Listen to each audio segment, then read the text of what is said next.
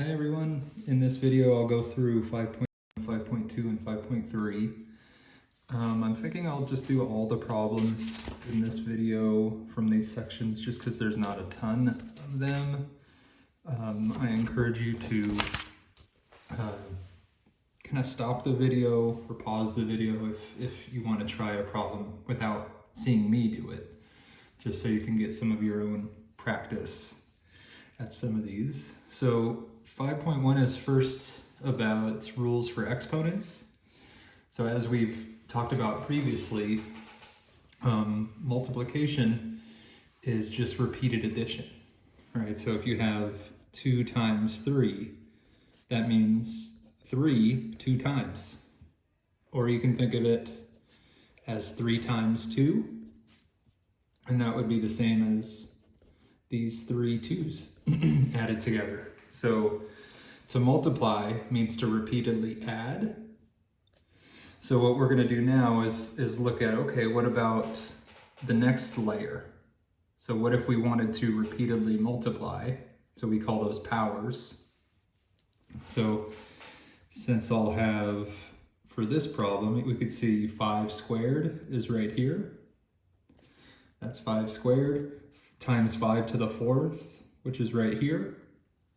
And then the end result is that we have 5 to the 6th. In other words, we took 2 plus 4 to get this 6. So if the bases are the same, this is the conclusion, then we can simply add the exponents to simplify. So this would mean 3 times 3 times 3 times 3. That's the 3 to the 4th part right here. And then times 3 times 3 times 3. In other words, there are 7 3's. In other words, this would be 3 to the 7th. X squared times x to the 5th. This would be x times x. That's the x squared part. Then x to the 5th is x times x times x times x times x. That's the x to the 5th part. So add them all up, basically add the powers. And we're going to get x to the 7th for that one. Y times y cubed would just look like y times y times y times y. So there's y and y cubed. So y times y cubed, we basically add all these ones together and we get y to the 4th. So in general, how can we generalize this? So if you have x to the m power times x to the n power, this would be equal to x to the m plus n. So basically, if the bases are the same, then we maintain that same base and we add whatever powers were present. So here's the generalized or official statement of that. So if you have x to the m times x to the n, that's the same as x to the m plus n. And here's an actual example of that. So x to the 4th times x cubed equals x to the, so let me highlight that. That'll be x to the 4 plus 3. In other words, x to the 7th. So going on to example 1, if we have x squared times x cubed, this would be the same as x to the 2 plus 3. In other words, x to the 5th.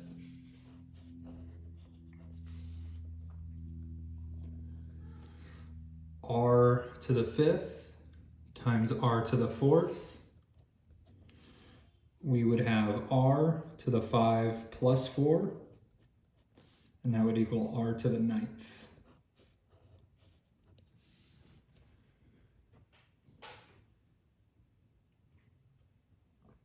So moving on, x minus 1 to the 5th, x minus 1 to the 2nd. Now this is acting like x, basically. This is our base, and it is common. So we'll have x minus 1 raised to the 5 plus 2. In other words, x minus 1 to the 7th.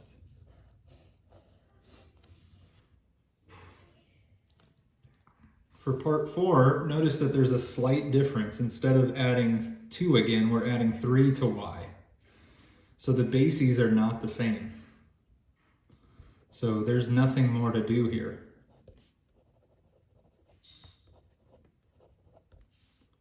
So it is already simplified, in other words. Since y plus 2 and y plus 3 are not exactly the same, right? We need x and x. They need to be the exact same object. So there's nothing more to do on this one. So on to page 68. We have a bunch of rules here. So you'll need to know how to use these rules. So we just talked about multiply. So when you have x to the m times x to the n, this is x to the m plus n. That's what we just saw. But what about when we're dividing?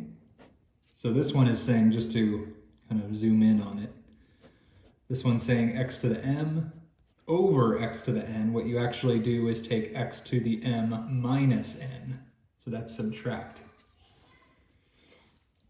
So for example, if you have x to the 7th over x cubed, that would be the same as x to the 7 minus 3, in other words, x to the 4th. So this is an important property. So it's the quotient rule for exponents. What we saw a little bit ago, this was called the product rule for exponents. So we have the quotient rule, the product rule. Here is the power rule for exponents. So this is saying if you have, I'll again kind of zoom in, I know it's hard to see, x to the m raised to the n. This is now if you have a power yet again raised to another power.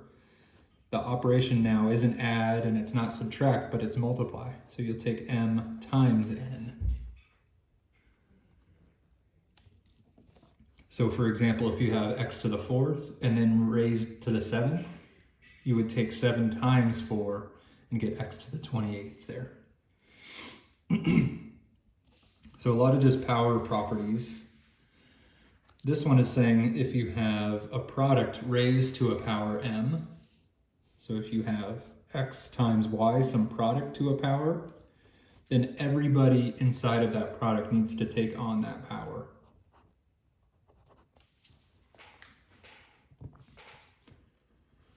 So that also holds true for a quotient. If you have x divided by y to the m, then that's x to the m over y to the m. All right, so for example, if you have x times y all to the 7th, then that just means that everybody takes on that power of 7. And if you have x over y to the 4th, everybody takes on that 4th power. So we've talked a lot about these properties so far, but we haven't discussed negative powers. So this is what 5.2 is starting with, and then we'll talk about scientific notation. So here's a pattern, and I want to investigate a pattern to see what 2 to the negative 3 is equal to. So we have 2 to the positive 3 is 8, because 2 times 2 times 2 is 8. 2 squared is 4, in other words, 2 times 2 is 4. 2 to the first is 2. We've talked about this before, 2 to the 0. If you look at the pattern, 8 going down to 4, going down to 2, these are cutting in half every time, right? 8 cut in half is 4, 4 cut in half is 2. So 2 cut in half is 1. And as these powers go down by 1, it looks like I'm just going to cut in half every time. So sorry, that's kind of hard to read maybe. But 2 to the negative 1, if I cut 1 in half, I get 1 over 2, or 1/2. Cut 1/2 in half, I get 1/4. Cut 1/4 in half, and I get 1/8 there. So 2 to the negative 3 just by this pattern is 1/8. And really what's going on, if you have 2 to the negative 3, this would be the same as 1 over 2 to the positive 3. In other words, 1/8. And that is the property that we'll see on the next page.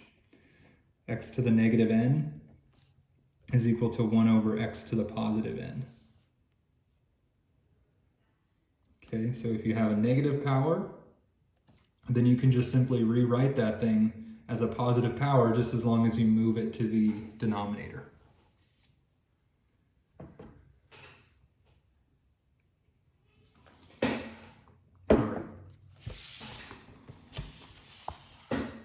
So here's that property I just wrote down. X to the negative n, I'll write it down again. X to the negative n is equal to 1 over x to the positive n.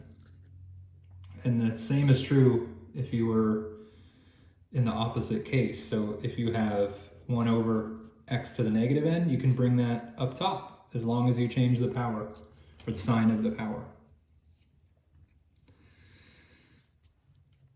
So on to scientific notation. All right, so this is kind of a strange example, but it's going to force us to work with large or very, very small numbers. So whenever we're working with large or very, very small numbers, scientific notation is useful because you can contain a lot of information in a small package. So rather than needing to write out all these zeros or all these zeros, we'll be able to kind of represent those zeros with scientific notation. So let's read the problem. It says, I am about 83.9 kilograms worth of stuff. This is sometimes called mass. So my mass is 83.9 kilograms. And it says FYI 1 pound is 2.2 kilograms, but it actually should say that 1 kilogram is about 2.2 pounds. So make sure to correct this. This is a mistake in the notes. It should have been 1 kilogram is about 2.2 pounds. It says the Earth is this many kilograms. I don't really know how to say that number. All right, so it's this many kilograms. The mass of an atom is about this many kilograms. I'm not going to say that number just because it's a pain. 0.00, right? So this is what scientific notation is for. So example 2 says, write the mass of the Earth in scientific notation. So for scientific notation, we need to find a location for which if we place a decimal there, we get a number between 1 and 10. So if I place a decimal right where my pencil is pointing, then I'll have 5.972. So I'll write 5.972.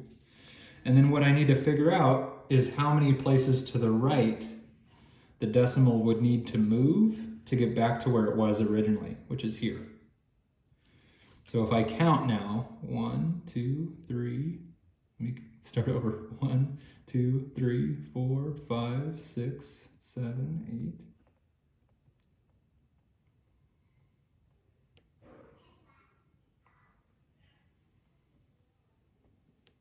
8. I got 24. So I would write 5.97 times 10 to the 24 kilograms. That's the mass of the Earth in scientific notation.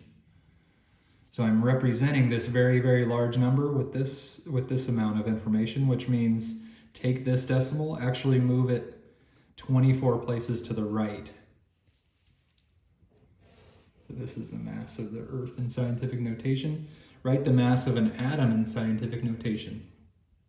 So similar thing is, I need to figure out a place that I can place a decimal so that I get a number that's between 1 and 10.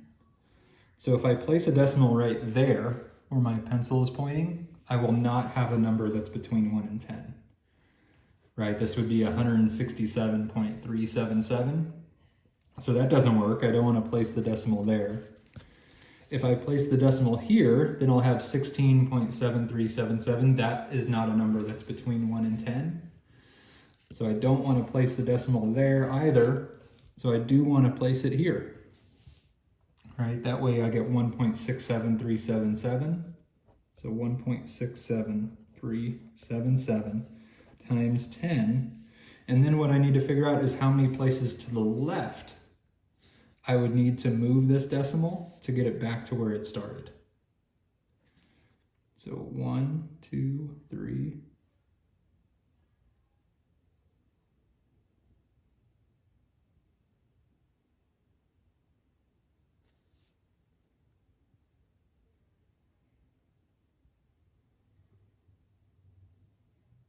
I got 27.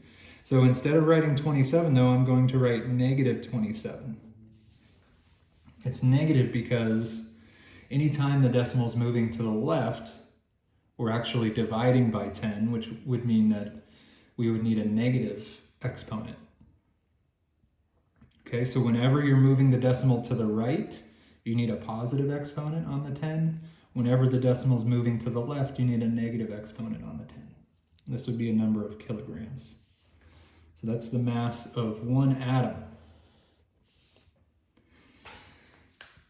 So part 3 says, use part 1 and 2 to find the number of atoms in the Earth.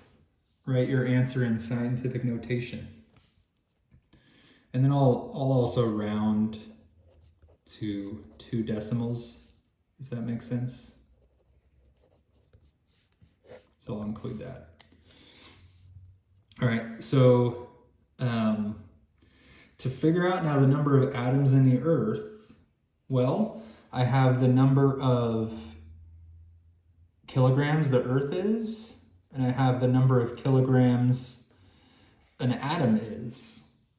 So if I simply divide this number by this number, then I'll get the number of atoms that total up to create the Earth. So I'll have 5.972 times 10 to the 24th kilograms. And then I'm dividing that by 1.67377 times 10 to the negative 27 kilograms.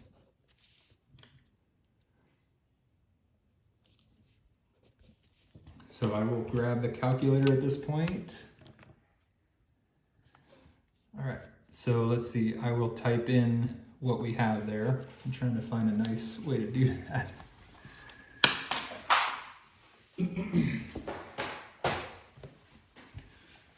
Okay, this might help. All right, so fraction, 5.972. And then on my calculator down here, I have a times 10 to the x button. So I'm gonna press that. And then whatever number comes after is the exponent. So I'm just gonna type 24 after that. Scroll down, 1.67377 times 10 to the negative 27. Press equals. So rounding to 2 decimal places, I'll have this 7, we'll round that 6 up to a 7. So I'll have 3.57 times 10 to the 51 atoms. So that's a lot of atoms, of course, in the Earth. How many atoms am I comprised of? Okay, so in a similar way, I take my weight, or mass, which was up here, 83.9. So I take that 83.9 kilograms, and then I'll divide that by the mass of an atom, 1.67377 times 10 to the negative 27 kilograms. And again, I'll use the calculator to do the heavy lifting. So fraction, 83.9, and then on bottom I have 1.67377, and then I'll use again this button down here. So times 10 to the negative 27. And I'll go ahead and round to 2 decimals again. So 5.01 times 10, and then I have to the 28th atoms.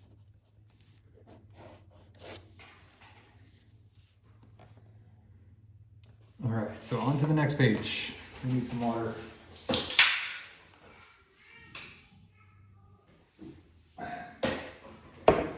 All right.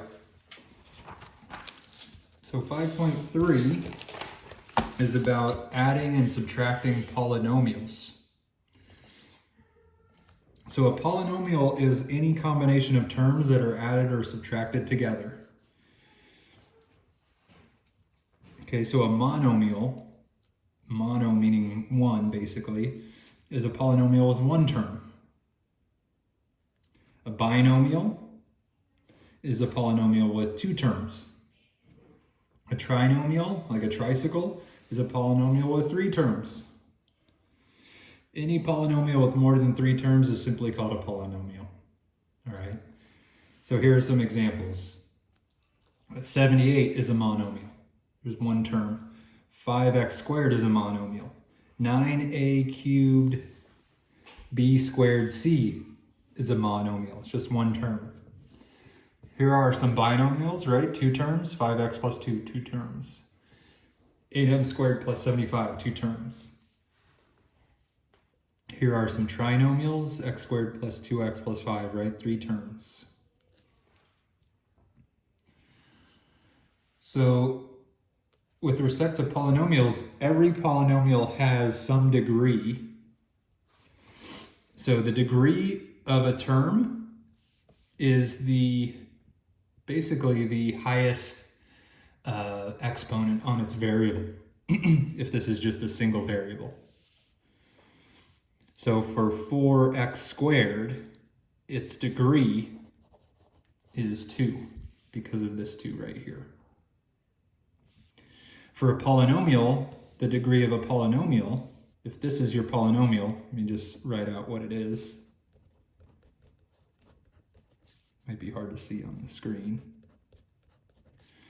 So we have a 4-term polynomial. The degree of the polynomial will be equivalent to the degree of the largest degree term. So this would be a degree 3 polynomial because of this largest power here. What about for more than one variable? So if you have a term that's like 3x squared times y cubed, it's not simply that you take the 3 as the degree. What you actually do is think of adding these together. So this is a degree 5 term because of 2 plus 3. And the degree of a polynomial of more than one variable. So if you have 4xy minus 7x cubed y cubed, then the degree of this polynomial is not going to be 1 plus 1 because that doesn't beat 3 plus 3, which is 6.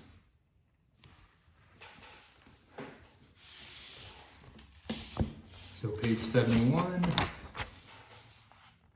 This says add or subtract the following polynomials, then state the degree of the resulting polynomial. So what I need to do is first distribute this negative. So I'll just write 8x squared minus 2x plus 4 minus 4x to the 4th minus x squared plus 6x plus 8. Now I need to combine like terms. So like terms have the same exact variable raised to the same exact power or powers. So I have just one 4th degree term. So I'll have negative 4x to the 4th. It's common to start with the largest degree terms and then work your way down. See how I've kind of done that here? Here's 4, 2, 1, and then none. So here's that 4th degree term. We don't have any cubic terms. So I'll go on to the squared terms. We have 8x squared minus an x squared. That's plus 7x squared. These are gone. Then I have negative 2x plus 6x. That's plus 4x.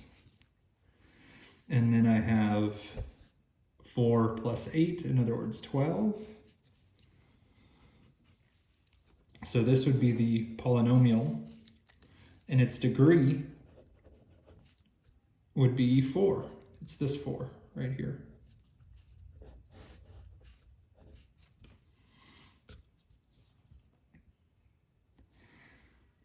So part 2 is now a multivariable case. So I'm essentially going to distribute the addition by just getting rid of the parentheses, right? That won't change anything. So I'll just write everything down. Negative 2 squared b plus ab squared minus 3ab plus 5a minus 3b plus 7 plus a squared b plus 5b squared a minus 4ab plus 6b plus 9. So this is our multivariable polynomial. And what we're now going to do is look for like terms. Like terms have the exact same variables raised to the exact same power or powers. So for this term, I'm looking for another a squared b term. So this is ab squared, so these are not like. Over here I have an a squared b term, right? So I can take negative 2a squared b and then add 1. So I'll have negative a squared b. Now I'm moving to this term. So I'm looking for an ab squared type. So this is just ab. This is a b squared a. So since a times b squared is the same as b squared times a, these two are actually like terms. Even though the order is different, b squared times a, same as a times b squared, right? The order doesn't matter with multiplication. So we'd have plus 6 copies of ab squared. I have an ab term. I have another ab term here. So minus 7ab. I have an a. I don't see any other a's. So plus 5a. I have this b, negative 3b. I believe that's a 6b also. So that'll be plus 3b. And then I have a 7 and a 9, so plus 16. This is the polynomial. And its degree, since it's a multivariable case, I'm now adding these exponents. Not adding all of them, but just interior to each term. So this is a degree 3 term. This is also a degree 3 term. This is a degree 2 term. This is a degree 1, and this does not have a degree. So this would be a degree 3 polynomial. All right. Talk to you all next time. Bye-bye.